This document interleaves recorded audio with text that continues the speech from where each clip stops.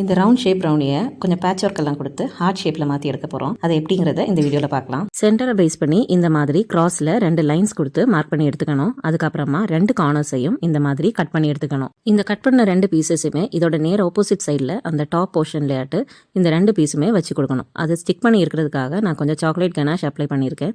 அதில் இந்த மாதிரி இந்த 2 பீஸையும் அதில் வச்சு ஃபிக்ஸ் பண்ணி கொடுக்கணும். நெக்ஸ்ட்டு இந்த சென்டர் போர்ஷனில் இந்த மாதிரி ஒரு வி ஷேப்பில் ஒரு சின்ன ஒரு பீஸை கட் பண்ணி எடுத்தால் பர்ஃபெக்டாக நமக்கு ஒரு ஹார்ட் ஷேப்பு கிடச்சிரும். அதை கட் பண்ணுற பீஸை வாங்குறதுக்காகவே பக்கத்தில் ஒருத்தவங்க வந்து கொஞ்சம் நேரமாக வெயிட் பண்ணியிருக்காங்க. என்கிட்ட ஹார்ட் ஷேப் மோல்டு எதுவுமே கிடையாது. நான் கேக்ஸ் ஆனாலும் ப்ரௌனிஸ் ஆனாலும் இந்த மாதிரி தான் ஹார்ட் ஷேப்பை ரெடி பண்ணி எடுக்கிறது. இது மாதிரி ரெடி பண்ணுறது ரொம்பவே ஈஸி. இதுக்கு ரொம்ப டைமும் எடுக்காது.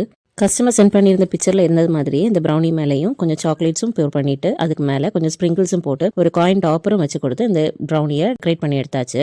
இந்த வீடியோ உங்களுக்கு பிடிச்சதுன்னா மறக்காமல் சப்ஸ்கிரைபும் பண்ணி சப்போர்ட் பண்ணுங்க. அப்படியே லைக்கும் பண்ணிருங்க. நெக்ஸ்ட் வீடியோவில் பார்க்கலாம். பை.